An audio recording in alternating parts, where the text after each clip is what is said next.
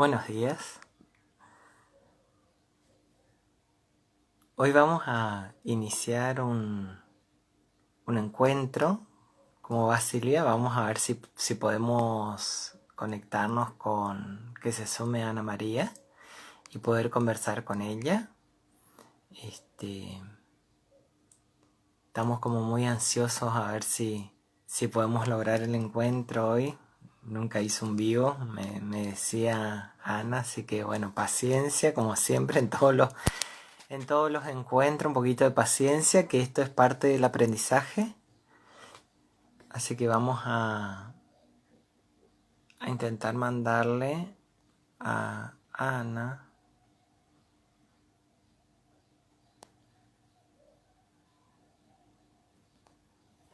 Se sume a este vivo, que estamos con muchas, con muchas ganas de... ¿Cómo va, Lucio? Buenos días.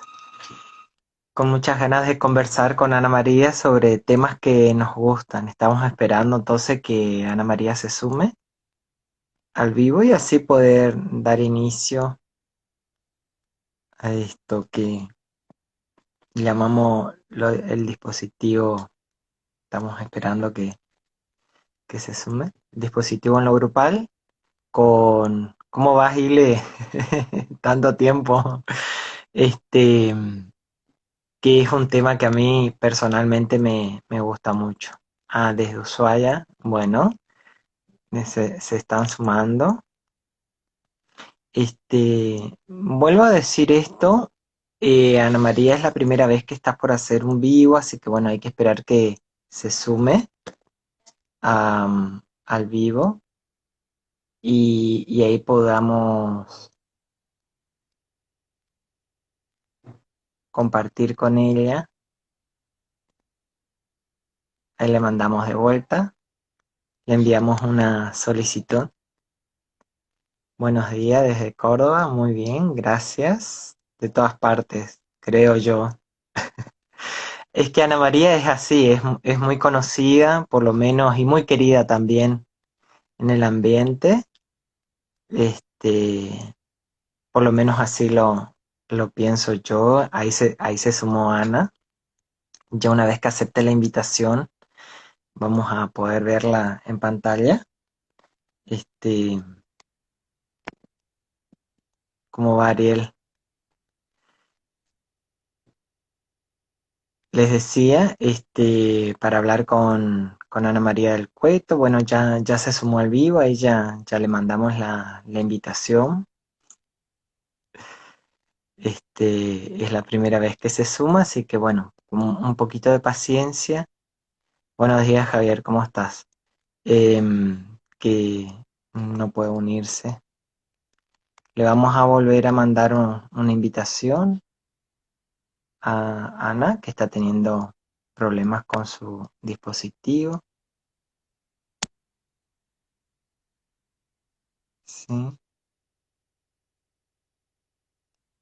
Vamos a ver si podemos sortear este momento.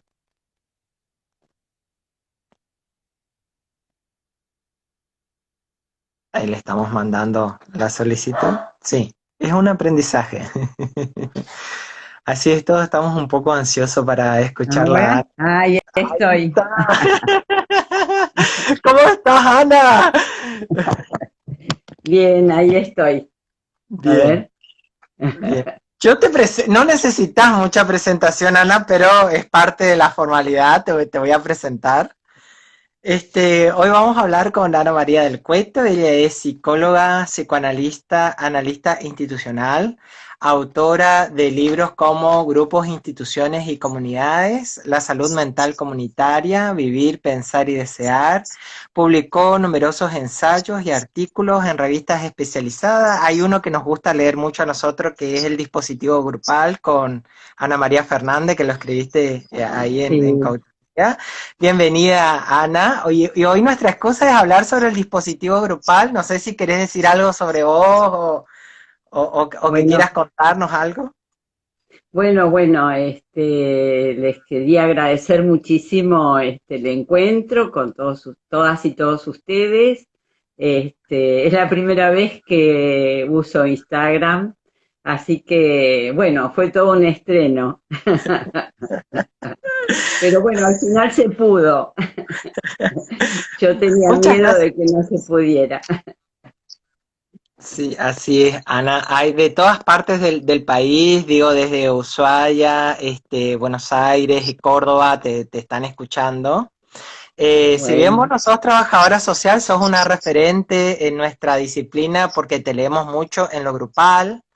Ahí en ese Ujú. campo como que vos has hecho como aportes como muy, muy buenos, muy, muy interesantes, por lo menos es mi opinión.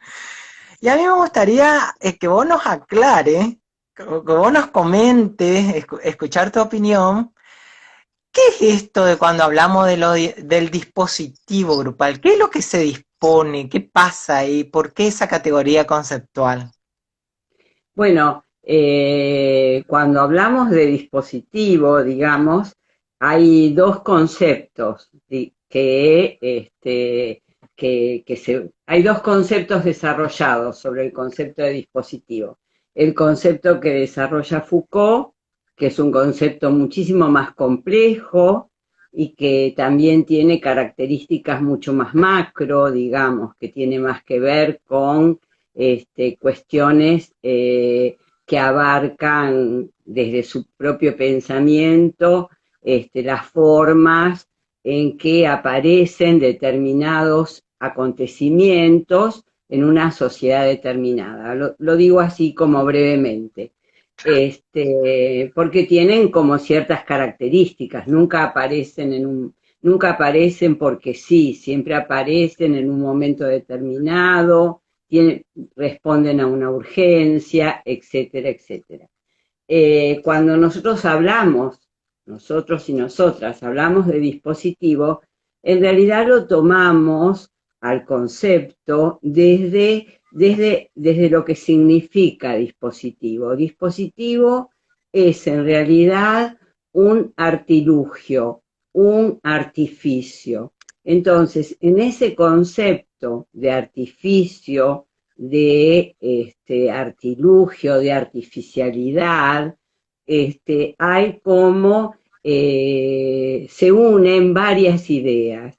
Una de las ideas que aparece en principio, digamos, es que el dispositivo hay que construirlo, de la misma forma que hay que construir el grupo, y que ese dispositivo, además de ser construido, es un dispositivo específico creado para una determinada intervención.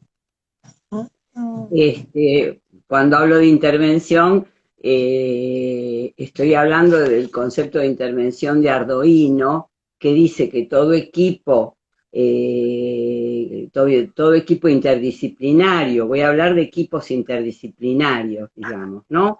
Uno nunca interviene solo, o sola, siempre interviene junto con, digamos, ¿no? Con los compañeros de equipo, siempre hay alguna institución que te insta a intervenir, que te dice, bueno, nosotros necesitamos esto otro, y en este equipo, cuando el equipo interdisciplinario se dispone a intervenir en determinadas cuestiones, eh, siempre lo va a hacer sobre un proceso que ya existe.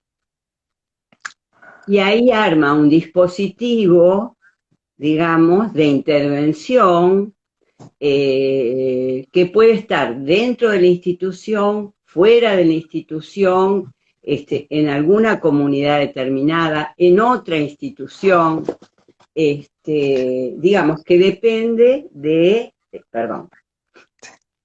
digamos, depende de las circunstancias en que aparezca esta necesidad de armar un dispositivo, en este caso grupal. ¿Por qué grupal? ¿No? desde mi propia, digamos, desde lo que yo entiendo, la posibilidad de intervenir sobre los colectivos, ya sean instituciones, ya sean comunidades, ya sea hacia adentro de la institución, hay dos posibilidades, ya sea tomando una encuesta, por ejemplo, ¿no?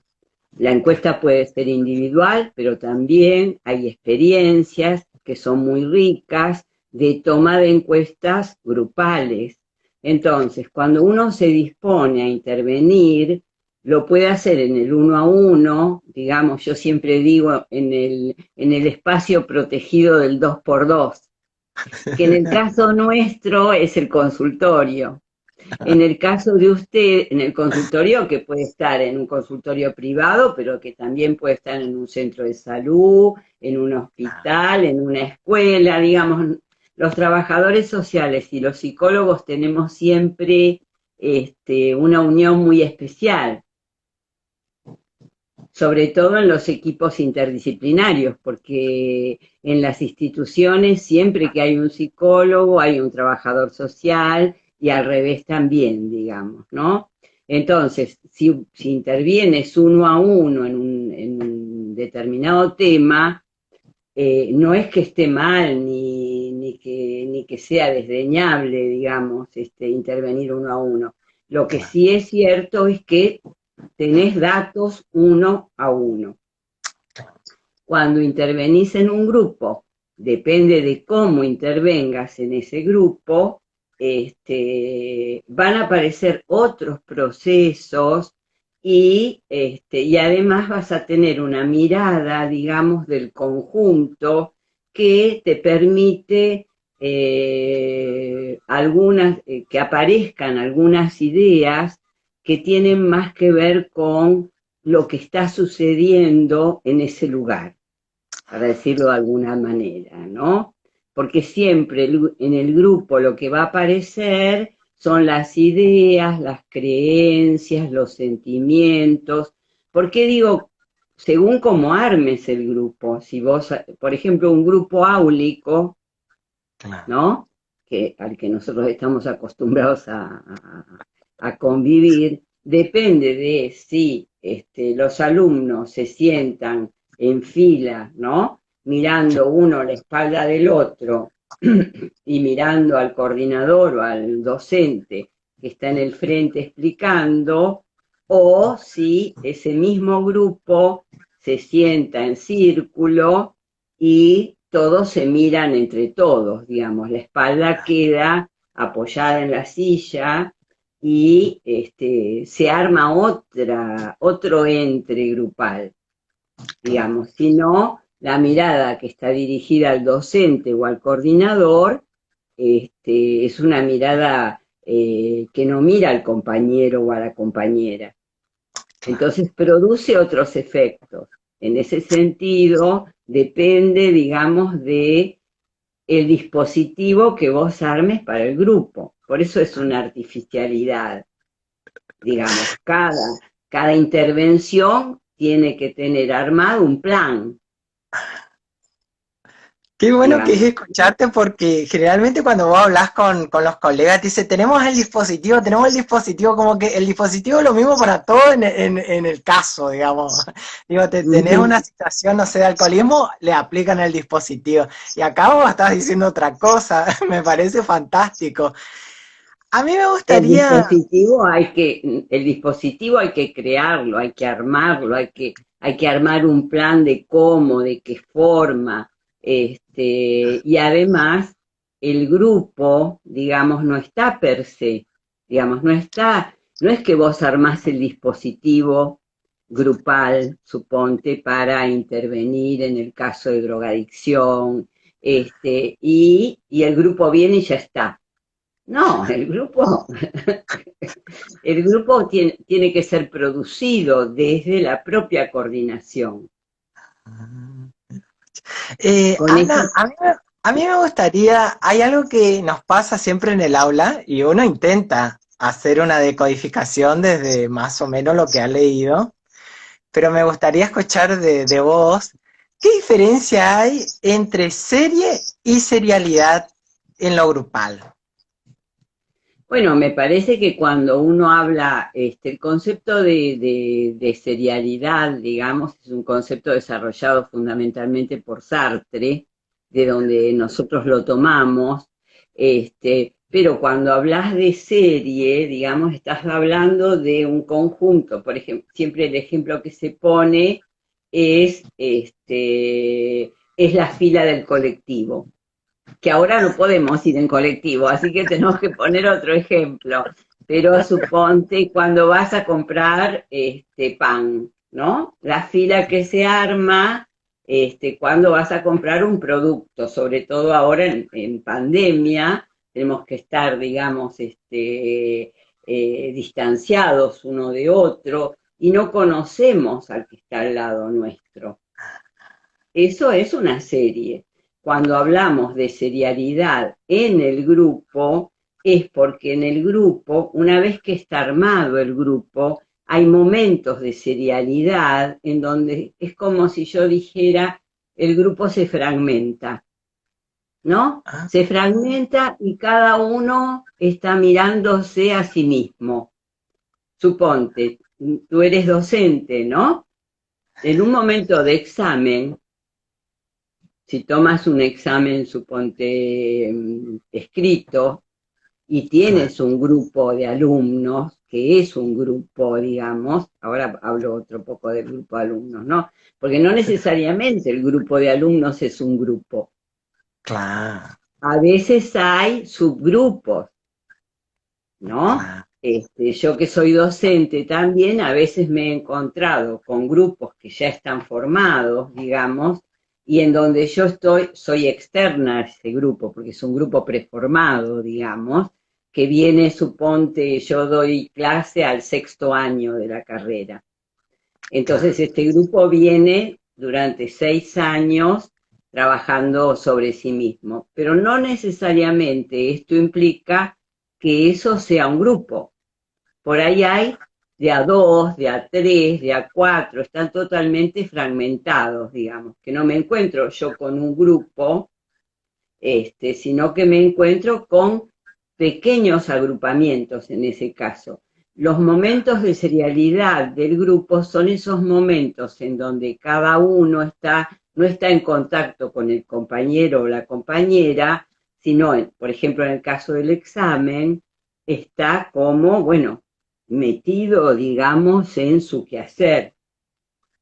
Este Ah, sería como un caso extremo, digamos, ¿no? Pero en los grupos hay momentos de serialidad en este sentido, en donde no aparecen, no aparece el compañero o la compañera como un otro en donde yo me miro y comparto sino que estoy como recortada en mí misma. El claro. grupo tiene distintos, suponte, armás el dispositivo para intervenir, suponte en un grupo determinado, y entonces decís, bueno, nos vamos. Yo creo que para mí la mejor definición del grupo es, dado un tiempo, un espacio, un número de personas y algún objetivo en común, se crean las condiciones de posibilidad de que una serie o un agrupamiento se transforme en un grupo. Es decir, que el hecho de que vos los reúnas, ¿no?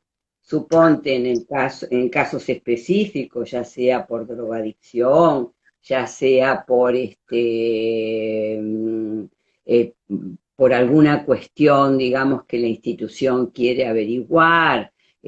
Por ejemplo, puede suceder que hay en una escuela muchos chicos repitentes, entonces la institución quiere saber por qué ocurre esto en la escuela y cita a los padres y arma este grupo, va a depender, digamos, de la forma en que coordines ese grupo que permita una cierta grupalidad, digamos, ciertos espacios comunes entre los miembros del grupo que siempre son, que nunca son para siempre, sino que el grupo tiene momentos de grupalidad, momentos de serialidad y también momentos de masificación, ¿no? Los momentos de masificación son problemáticos para la coordinadora o el coordinador porque a veces el coordinador o la coordinadora pueden quedar excluidos de esa masificación y el grupo se va, Ah. digamos, se rompe. Porque aparece un líder, digamos, dentro de esa masificación, suponte, como ejemplo, ¿no? Que impulsa, digamos, que impulsa a dejar el grupo. O si no, puede aparecer esa masificación, en donde todos piensan lo mismo y en donde no hay una cosa común solamente, sino que hay una cuestión como de masa, ¿no? Como indiferenciada. Ah, mira, Porque machi. siempre que uno piensa como el otro, nunca piensa todo como el otro, Ah, ¿no? Siempre piensa un poquito, digamos, es una parcialidad, digamos, en donde uno se une al otro. Y en el grupo lo que aparecen siempre son, además de esto de que hay que producirlo, con esto de claro. cuando digo que hay que producirlo, ¿a qué me refiero? A que en la primera reunión de grupo, suponte que no sea un grupo preformado, o aunque lo sea, el coordinador o la coordinadora o los coordinadores y coordinadoras tienen que armar, digamos, el círculo y armar la posibilidad de que cada uno se conozca, conozca el objetivo de ese grupo y que todos puedan intervenir. Claro. A mí me gustaría escuchar tu reflexión, si lo que nos quieras decir o contar. Viste que Pichón Rivière dice en algún momento en su texto, ahí del proceso grupal, dice, a mayor heterogeneidad de los miembros, mayor homogeneidad en la tarea. Y a mí me Uh -huh. parece que, que ahí tenemos un problema, porque cuando más distintos somos, va a haber más problemas en el grupo. Digo, ¿cómo manejamos eso, Ana? Lo que pasa que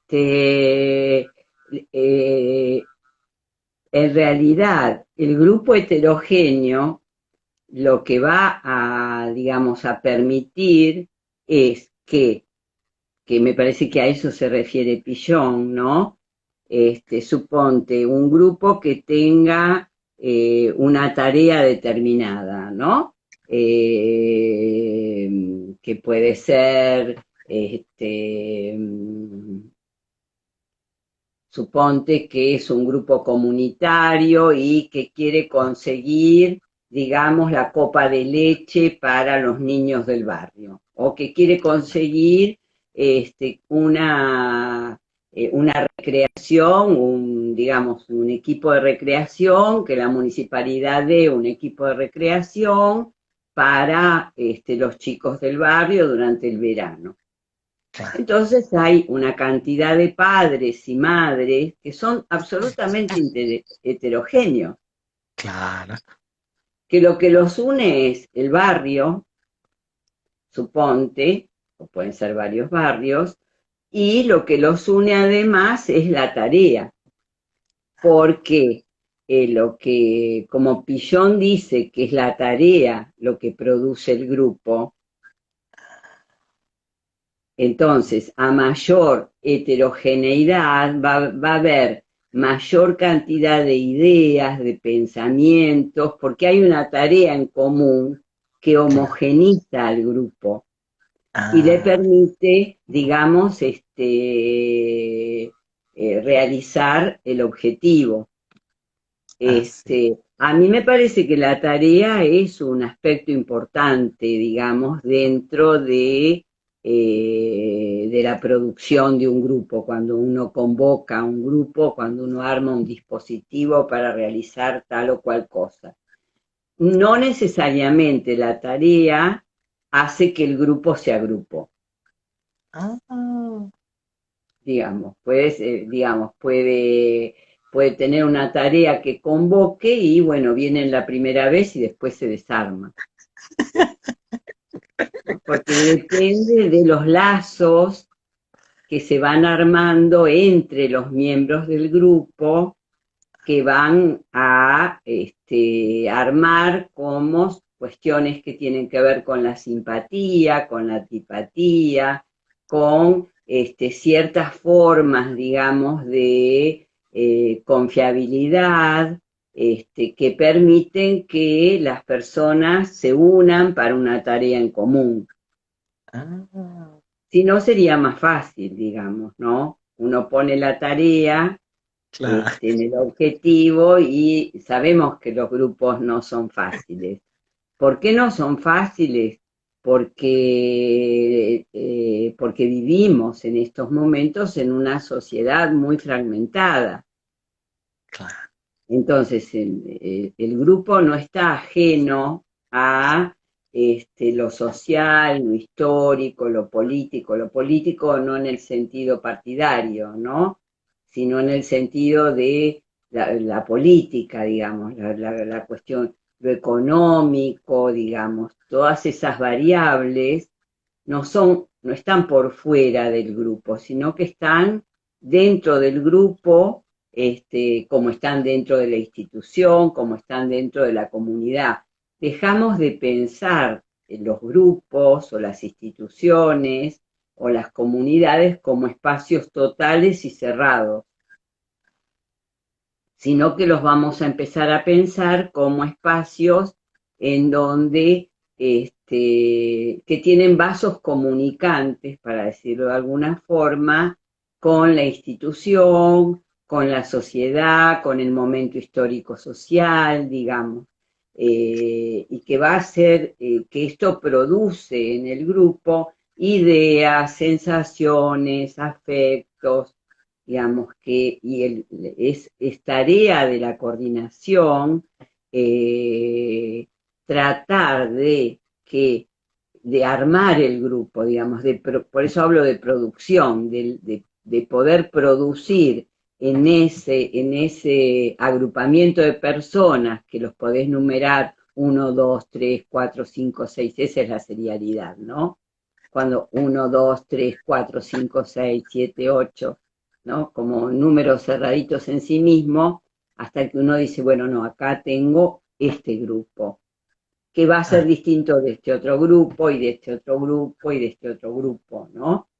claro. Muchas de las, muchas veces digamos, los fracasos, digamos, en la grupalidad, en el armado de un grupo, muchas veces tienen que ver con cuestiones múltiples, digamos, ¿no? Que no es el momento, que lo que sucede en general es que no se sostienen en el tiempo. Claro. Mira, Esto ya pasa. estoy de cama con esto que me dijiste que la tarea no puede no convocar a un grupo. Estoy, ¿viste? No, no puedo creer. Yo siempre creí que, bueno, porque viste que me pongo en modo alumno así en las entrevistas y uno siempre lee que la tarea, que la tarea, que lo importante es la tarea y bueno, uno intenta, digamos, ¿no? Yo, Ana, te quiero hacer una pregunta, así ya que estoy en este modo estudiante. Uno cuando habla de la salud mental piensa en uno, digo, uno tiene que tener salud mental, pero vos hablas de la salud mental comunitaria, ¿dónde yo veo la salud comunitaria, digamos? O sea, ¿cómo se ve eso? ¿Cómo vemos?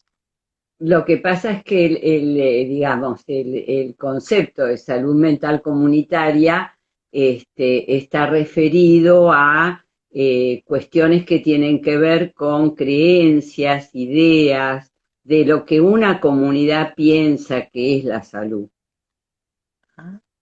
mental, digamos. No todas las comunidades tienen la misma idea de lo que es la salud mental en un sentido global, qué es lo mejor para esa comunidad, digamos, ¿no? Suponte, en Ah, el caso de los niños, ¿qué es lo mejor? ¿Que los niños jueguen o que no jueguen?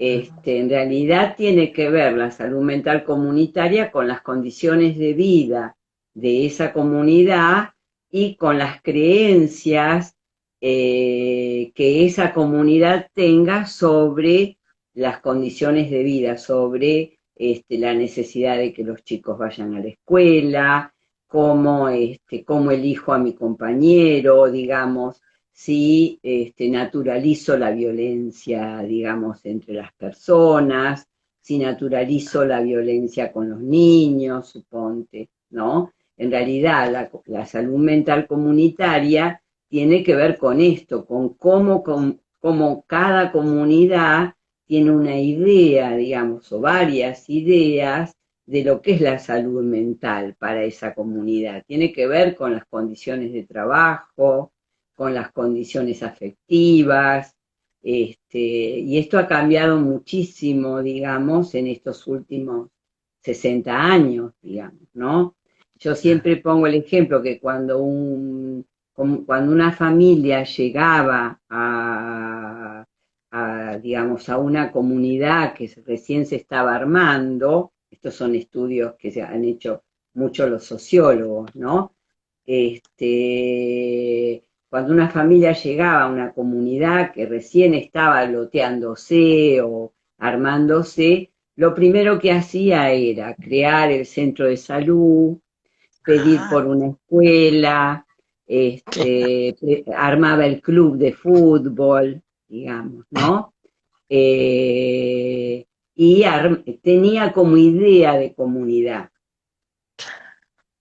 y pensaba que eso era lo que necesitaba esa comunidad para, digamos, para su bienestar. Ahora la sociedad está muy fragmentada, digamos, ¿no? A partir de cuestiones que tienen que ver con la evolución del capitalismo y con el neoliberalismo, que necesita, digamos, de una sociedad fragmentada para que los procesos de dominación sean más efectivos. ah. Y debe ser por eso, Ana, que uno cuando habla con la gente te dice, yo logré esto solo, digamos, ¿no? Te dice, o te dice así como, bueno, todo fue mi esfuerzo, digamos. Y digo, Claro. y Ana Pampiglia, Ana Quiroga dice que el grupo en realidad es el sostén, digo, hay alguien, algo que te sostiene, que te tiene que sostener.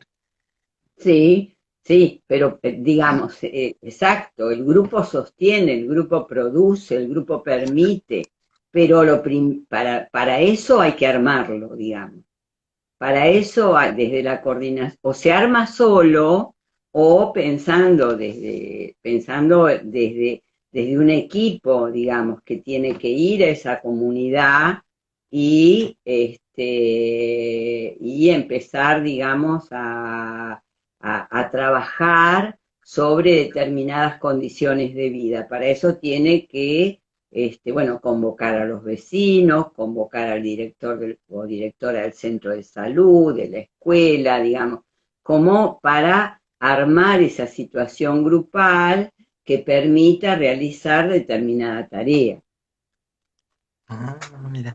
Ana, a mí me gustaría escuchar, ya que estoy, este, ¿cuándo un grupo es sano? ¿Cuándo un grupo es enfermo? Digo, dame unos tips así, digo, bueno, acá si hay, pasa esto, bueno, podríamos tener un grupo que no está sano, y acá si pasa esto, bueno, andaríamos bien, digamos. ¿Cómo yo sé eso?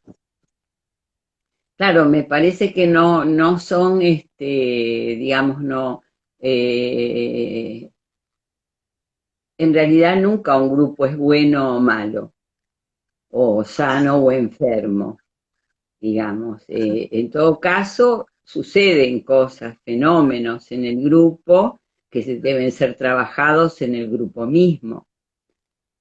No hay me parece que hay dos cosas que yo trato de pensar. Primero, ¿qué piensa el equipo coordinador, que está conformado por personas que piensan qué está bien y qué está mal, qué es enfermo y qué es sano, ¿no es cierto? Y que Claro. tratan de imprimir esa idea de salud o de enfermedad o de bueno o malo en el propio grupo. digamos, cuando en realidad el grupo no es ni bueno ni malo, ni enfermo ni sano, digamos, sino que en el intercambio que va a haber entre los miembros, por eso es necesario que el grupo sea heterogéneo.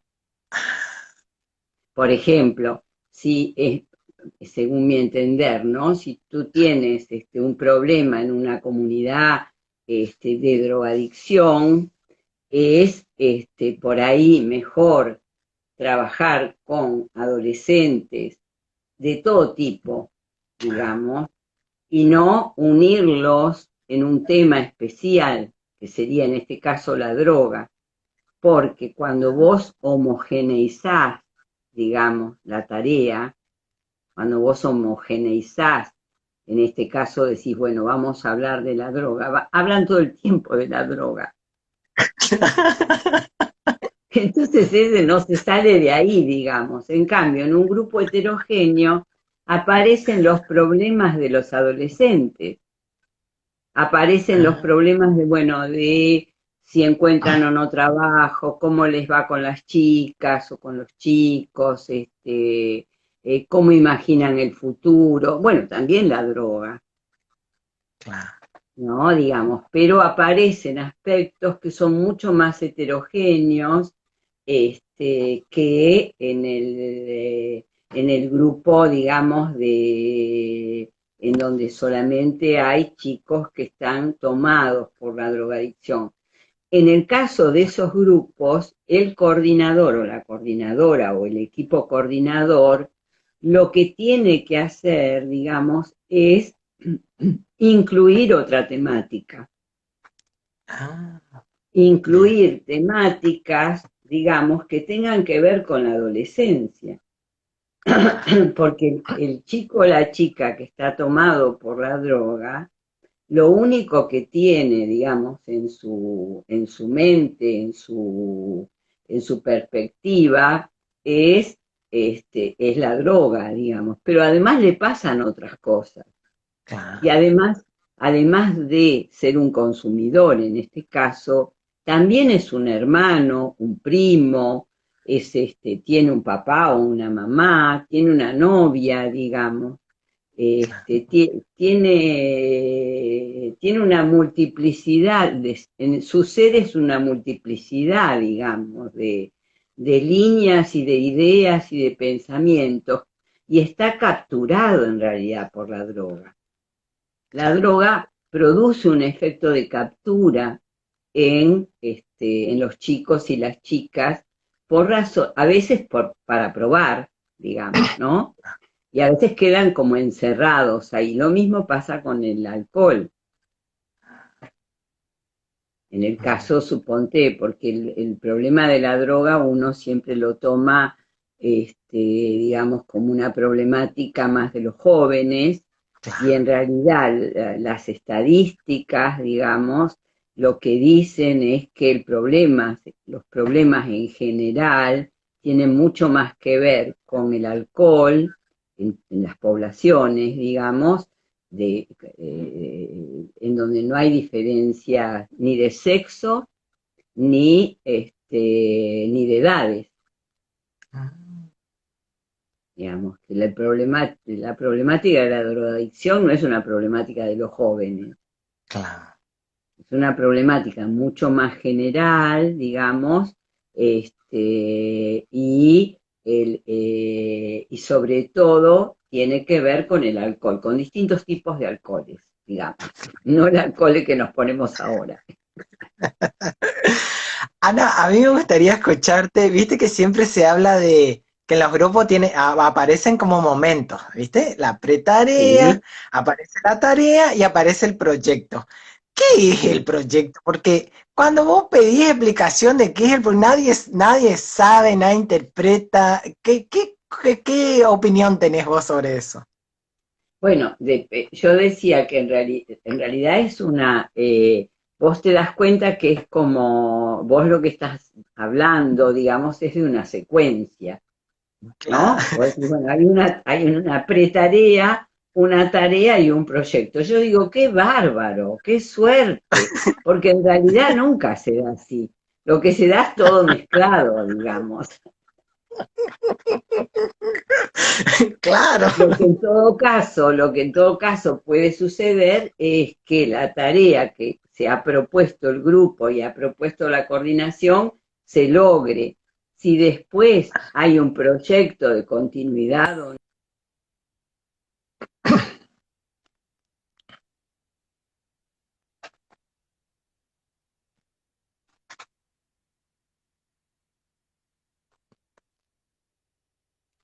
Ahí está, ahí está. y me apareció el llamado, discúlpame. La tarea, digamos, tiene más que ver con eh,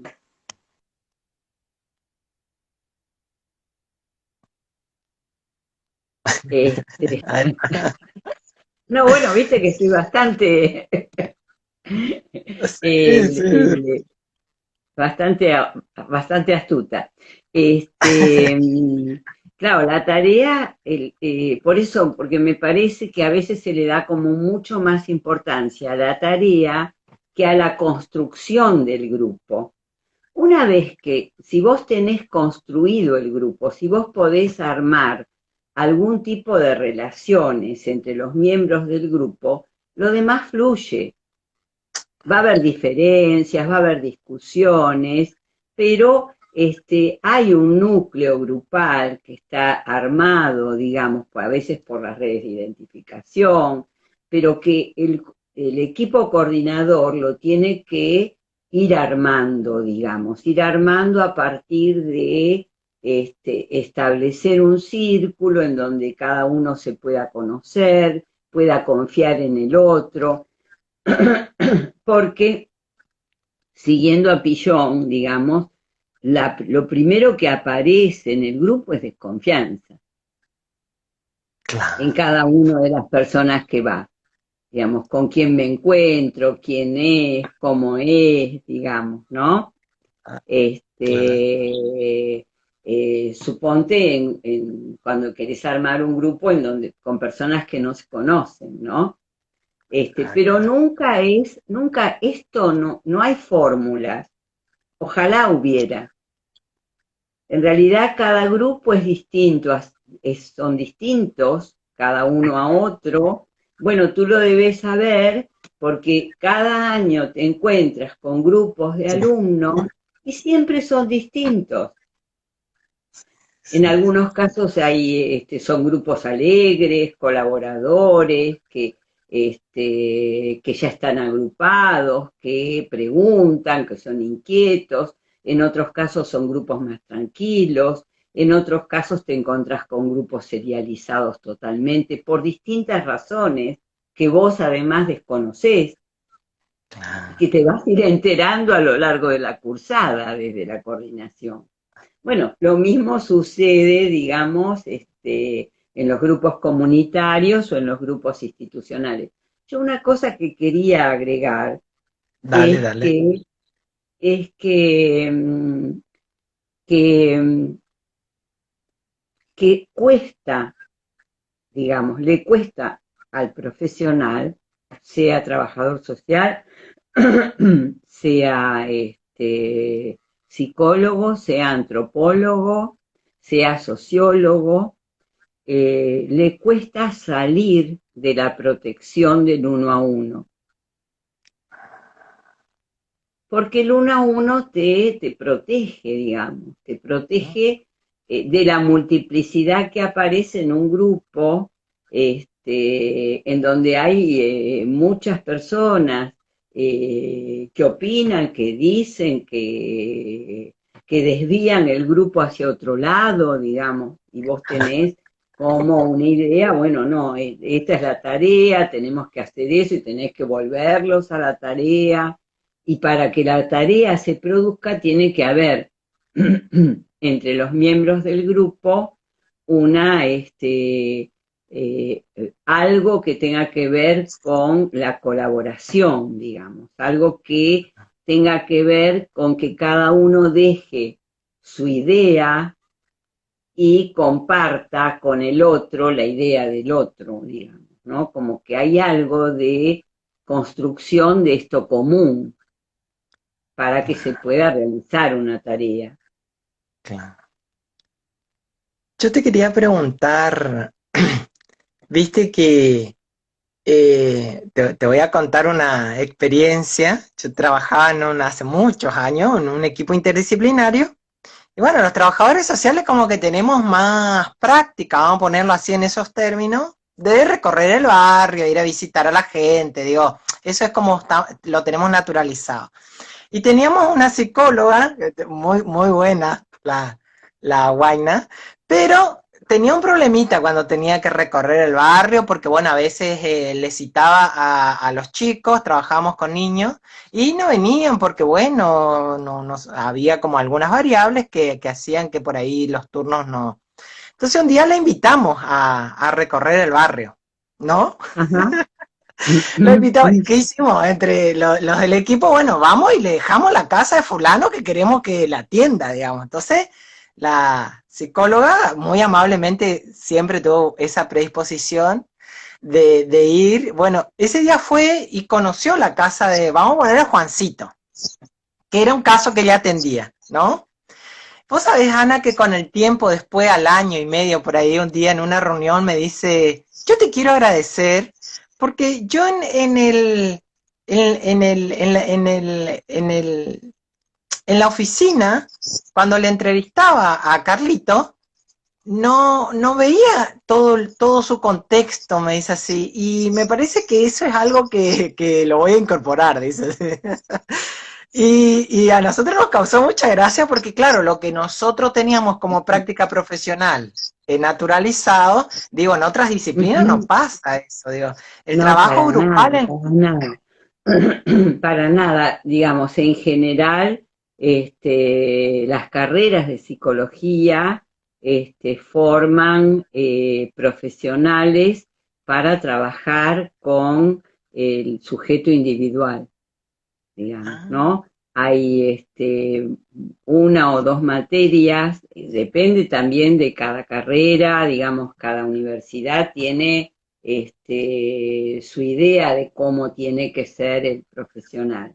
En el caso de la Universidad de La Plata, que es lo que yo más conozco, por lo menos desde el 2009 que estoy trabajando allá, ha habido un proceso de transformación en las prácticas, sobre todo en las prácticas de extensión, en los pedidos, digamos, de intervenciones comunitarias, intervenciones institucionales, se han armado como equipos para trabajar en las comunidades, en centritos, digamos, armados claro. desde la propia universidad, pero esto tiene más que ver con el perfil del alumno al que apunta, en principio en la gestión de Edith Pérez y ahora en la gestión de Xavier Oñatibia, este, en donde aparece desde la construcción de la carrera una perspectiva que tiene más que ver con que la universidad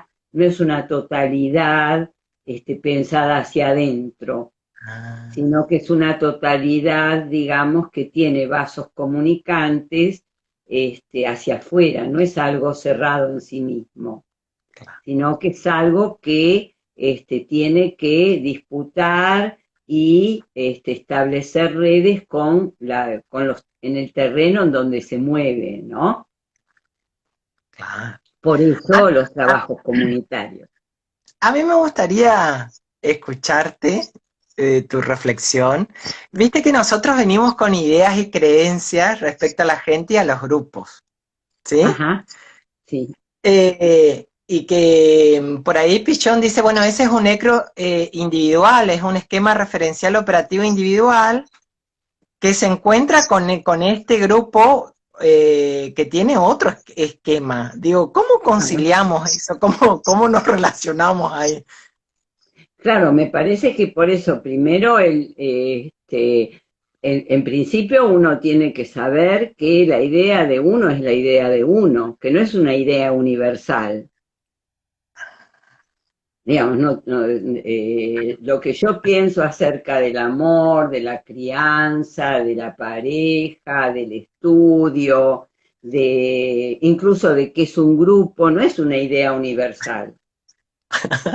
Es una idea particular que puedo compartir con otros y otras, pero, pero que no, a veces, en realidad lo que sucede es que en general, yo creo que tanto para los psicólogos como para los trabajadores sociales, cuando hacemos una intervención comunitaria, nos encontramos con realidades que son muy diferentes de las nuestras. Y entonces muchas veces tenemos la intencionalidad sin darnos cuenta, digamos. Por eso me parece que uno de los primeros trabajos que tiene que hacer el equipo interventor es poner en cuestión sus propias ideas y estar como abierto a ver cuáles son las ideas, cuál es el imaginario que circula en esa comunidad, en ese grupo comunitario, que probablemente no tenga que ver con el nuestro, digamos. Yo recuerdo una intervención que realizamos en un proyecto comunitario en donde había una invisibilidad del niño como niño, digamos, se descubre en el trabajo, digamos, como vos decís, de patear la comunidad, que el niño como sujeto de derechos, el niño que tiene que ir a la escuela, el niño que necesita determinadas cosas para crecer y para desarrollarse, no estaba pensado, digamos, como alguien que hay que atender, sino que estaba pensado como, bueno, como alguien, como una criatura que nacía y se desarrollaba. Entonces, por ejemplo, se había detectado una baja muy grande en la matrícula de los chicos a jardín. Entonces se tuvo que hacer todo un trabajo comunitario, grupal, digamos, primero para que se visibilizara que los chicos tenían que jugar, ¿y dónde se hace ese trabajo? En la propia comunidad, digamos, se armó un proyecto, digamos, de recreación que duró un mes y que se hacía en la calle para que todos y todas vieran, después se armó una canchita de fútbol, digamos, que todos y todas vieran la necesidad, digamos, que tienen los chicos de compartir con otros chicos de su edad, de jugar, de entretenerse, y además de un chico que no va a la escuela en esas poblaciones llamadas vulnerables, digamos, a los 4 o 5 años, que no empieza un pre primer grado, se encuentra en condiciones de inferioridad frente a otros que han hecho que han hecho el preescolar, supongo, Claro, ¿no? claro, sí. Sí, son temas muy, muy complejos, digamos. Ah, sí, sí, sí. A mí me gustaría preguntarte, Ana, de la transferencia y la contratransferencia. Sí.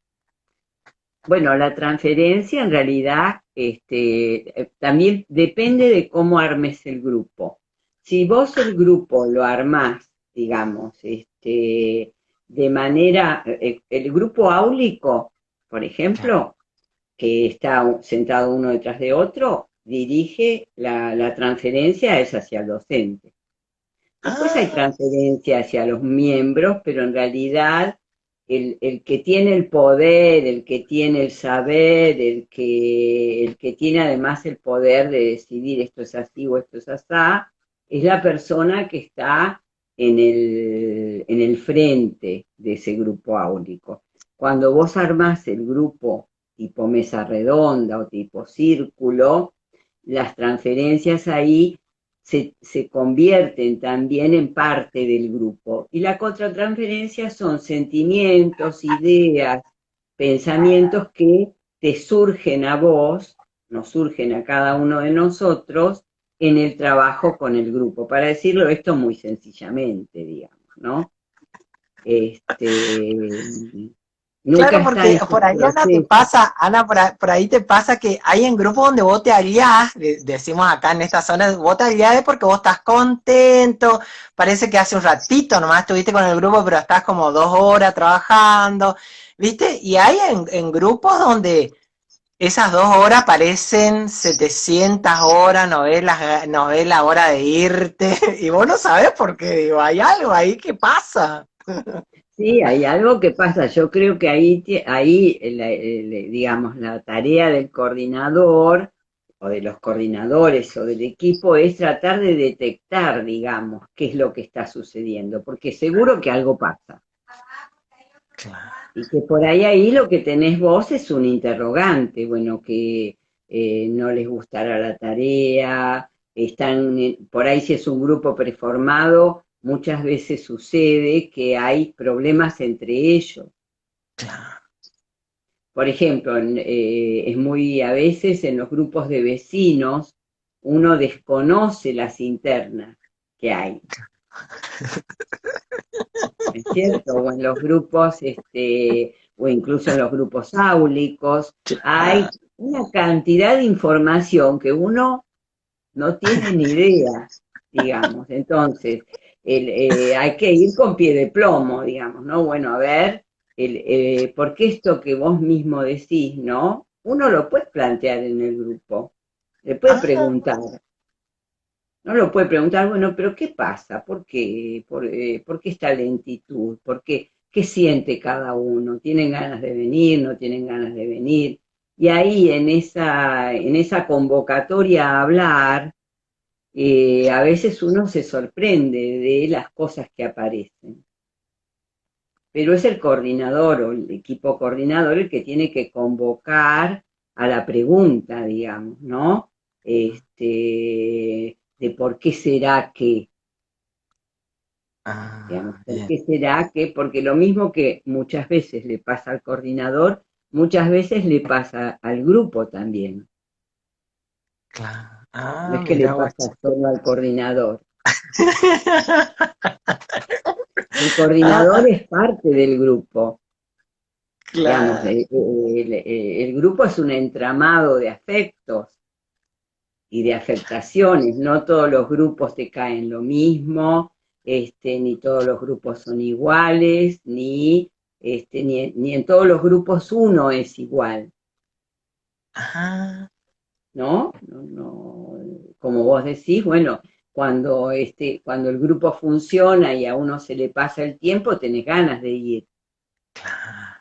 Y eso marca una impronta también. Pensás más cosas, tenés más ideas, este, eh, eh, proponés más cosas. En el otro grupo no tenés ganas de ir, decís, qué estará pasando? Que yo no sé nada. Entonces me parece que una de las primeras cuestiones es esto de permitir, digamos, que circule la palabra si no Claro, trabajas con técnicas, digamos, ¿no? claro, Con técnicas psicodramáticas, o ustedes trabajan con la técnica de Pillón, claro. Sí, sí, sí, sí, sí, sí. y Sí, ustedes es muy conocido. leen. Bueno, el psicodrama también, Ana, ¿eh? Algunos que después se especializan, porque viste que no es nomás armar grupo y hacer una técnica de bienvenida, otra técnica de, digo, eso no es trabajar lo grupal, digamos, ¿no?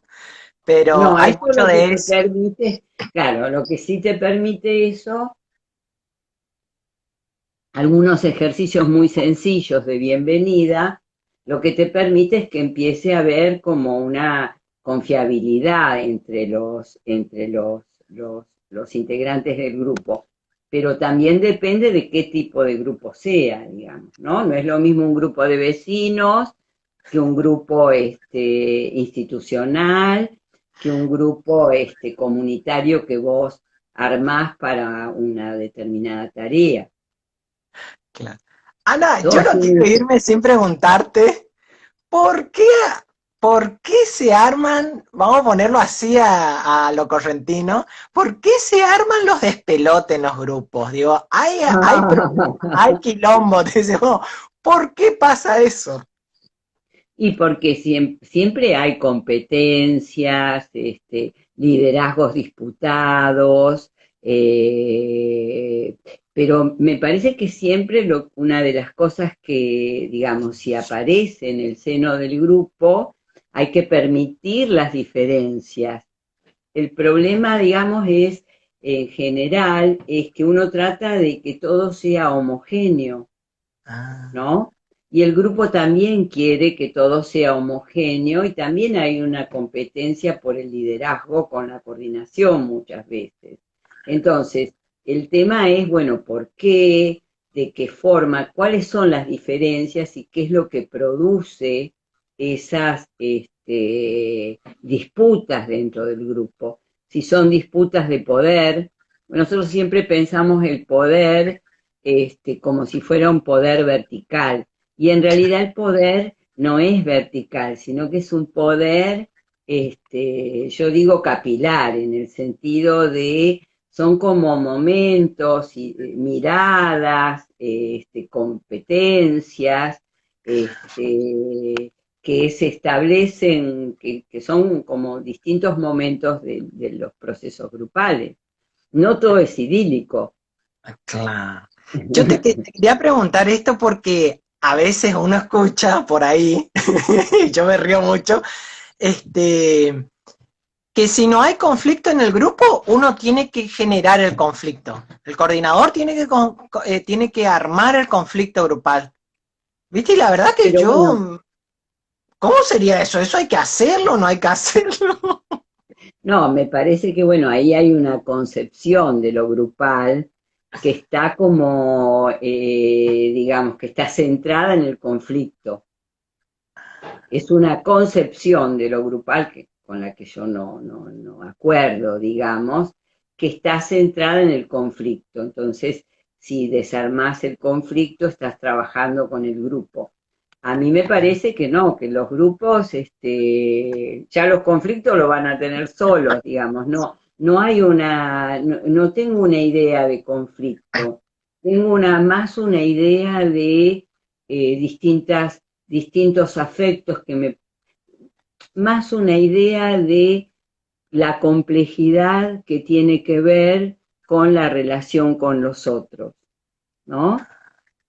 La relación con los otros es una relación compleja, muchas veces muy parcial, digamos. Yo a veces acuerdo con una persona, pero en una parcialidad mínima, digamos, en un detalle.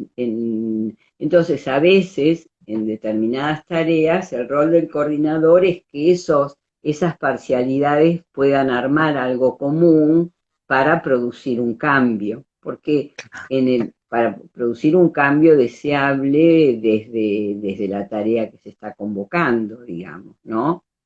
Pero no nos debemos olvidar que existe una fragmentación muy fuerte en lo social, digamos, que no es externa a las producciones grupales. Por ejemplo, el grupo tiene su propio plus grupal, la institución tiene su propio plus institucional, la comunidad también. Pero además está atravesada todas estas instancias, digamos, por lo político social, geográfico, institucional, etcétera. El propio equipo también. Bien. No es Ana, ajeno a esto. estamos llegando a los últimos minutos finales. La verdad que ha sido un placer. Quiero Te agradezco mucho la invitación, invitarte, Darío. quiero invitarte en algún momento, tenerte en Corrientes, en la presencialidad, para debatir y seguir pensando en esto de lo grupal, que me parece que ha sido una genialidad tus expresiones y tus pensamientos. Nos ayudan mucho a enriquecer nuestras prácticas. No sé cómo la pasaste vos. Muy bien, la verdad que muy bien. Agradezco muchísimo la invitación Les mando un saludo a todas y todos los presentes virtualmente. Y bueno, esperemos que podamos salir de la virtualidad en algún momento y encontrarnos cuerpo a cuerpo, porque una cosa que convocan los grupos son los cuerpos, ¿no? Bueno, Ana, Y entonces en ese entramado cuerpo a cuerpo suceden cosas. así es. La verdad que es un placer escucharte. Nosotros que te leemos y dialogamos con vos a partir solamente de la lectura, ha sido un momento para mí muy, muy alegre, muy feliz de escucharte, de conocerte, por lo menos en la virtualidad, y bueno, renovar este compromiso de tenerte en Corrientes.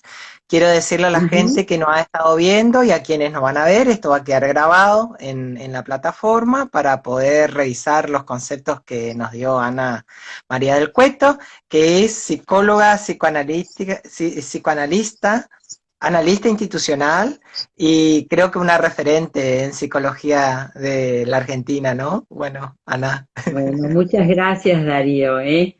Que estén bien, cuídense mucho, y esperemos encontrarnos en otro momento, virtualmente o corporalmente. Sí. Muchas gracias, Ana. Chao, chao.